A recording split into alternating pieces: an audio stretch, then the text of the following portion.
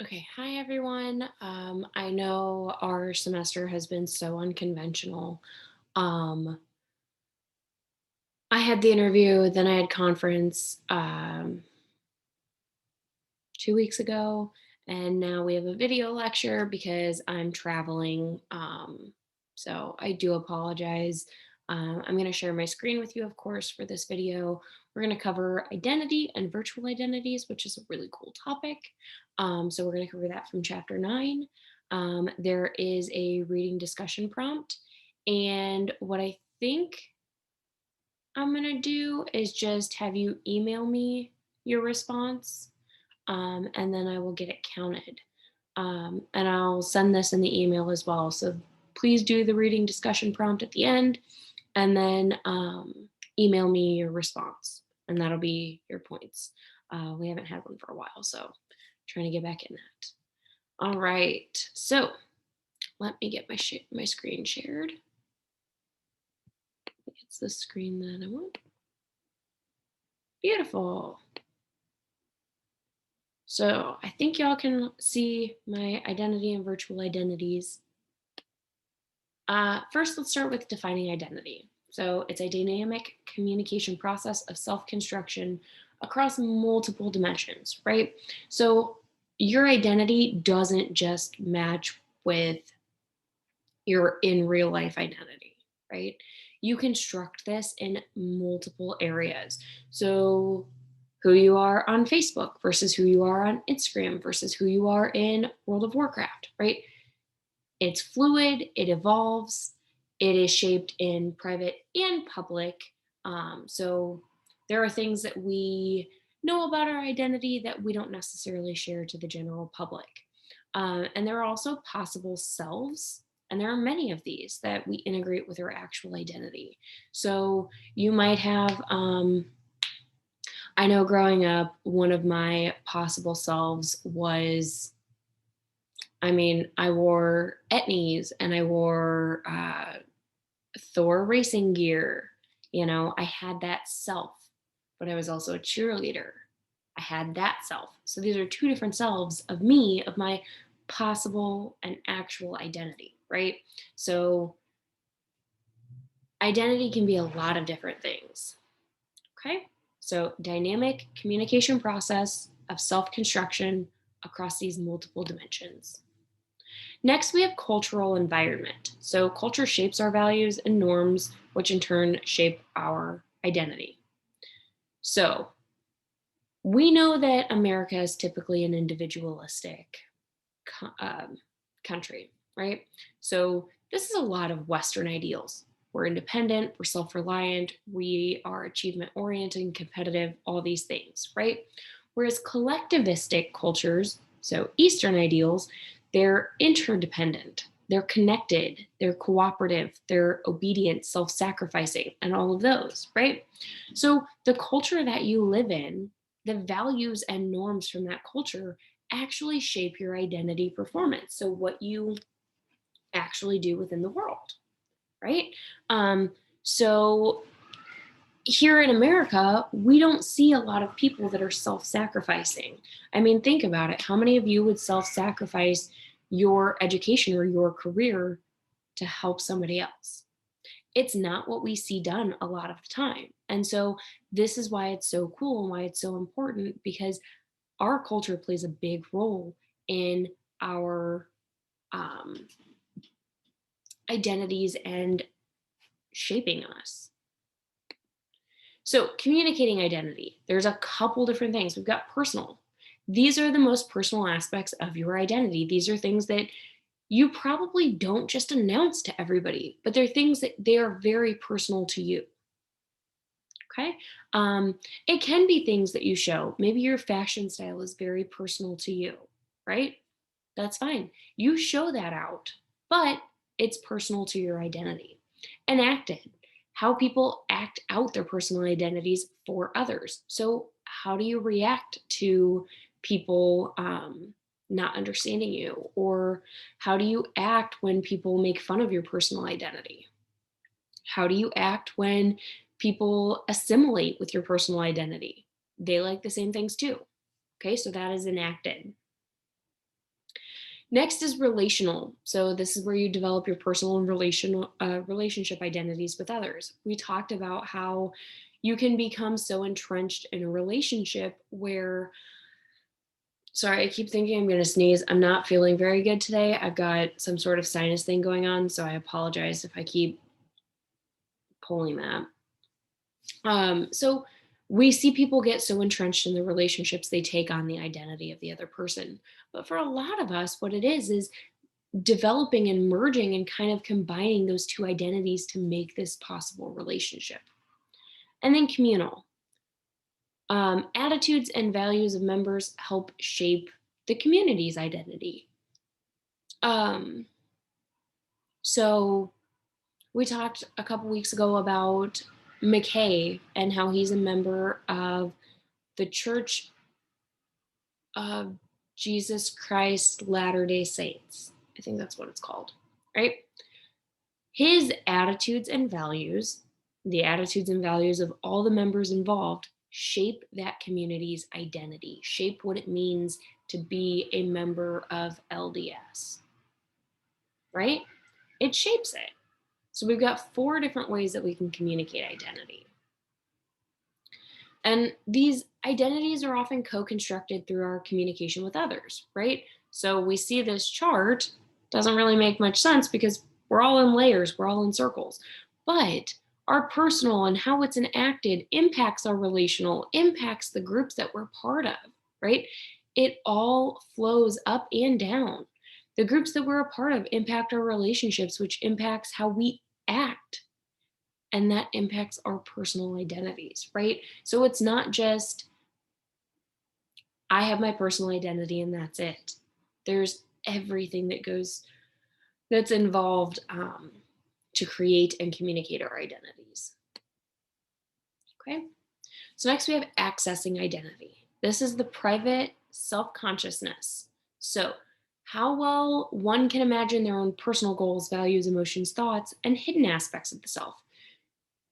This shouldn't be news to you, but there are parts of you that even you don't know. They are hidden from even you. You don't notice them. Maybe other people notice them, but they are hidden aspects of the self and possibly for good reason. I don't know. Right? So, private self consciousness, can you imagine your own personal goals, your own values, your own emotions and thoughts? Can you imagine this hidden aspect of yourself? Right? These are all things that, sorry. These are all things that are pretty private. But then on the flip side, we've got the public self-consciousness, how we socially exhibit ourselves through appearance, manners, verbal style, and other material characteristics. So think about the clothes that you wear, the pictures that you post on your profile, the pictures you use on a dating profile, right? How do you carry yourself? These are all things that you put out into the world that you know you're doing, but so does everybody else. Okay? So with private self-consciousness, we kind of ask ourselves, what type of person do I want to be? Right? And there are some people that are like, I want to be a millionaire. I just want to make a lot of money. I want to retire. I want to have a yacht. Right? That's what they want. There are other people that's like, I want to be a good person. I want to help others. I want to be involved. There are other people that's like, I want to be a good person, but I want to keep people at an arm's length. Right? So what type of person do you want to be? There's no right or wrong answer to this. And then public self consciousness, we often ask, what behaviors would you then need to perform to become that type of person? Right? So, the person that wants to make a lot of money and retire and have a yacht, what behaviors do they need to perform to become that type of person? They need to show they're hardworking, they put in the hours, they do the research, they do the work, they do whatever they need to. Um, and they keep going up in their company, right? So, those behaviors, you need to put that out there. The person that wants to be involved might have an online presence where they're involved in so many groups and so many different um, types of things.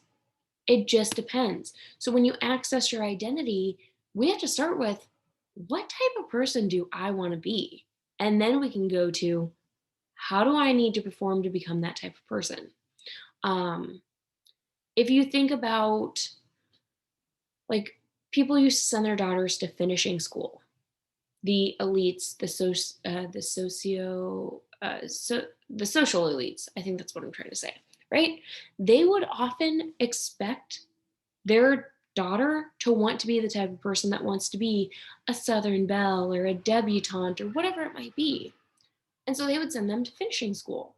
So the behaviors that they need to project, they need to have impeccable manners, impeccable verbal and nonverbal skills.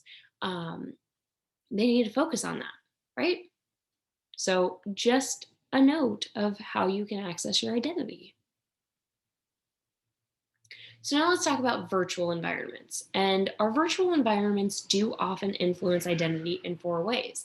I mean, this is a class on computer mediated communication. Of course, we're going to talk about things virtually. So, virtual environments are immersive, meaning we can immerse ourselves into that culture. We can become a part of that. Virtual time is continuous. It doesn't necessarily happen asynchronously, but it doesn't happen synchronously either. So it's continuous, it's always happening around us.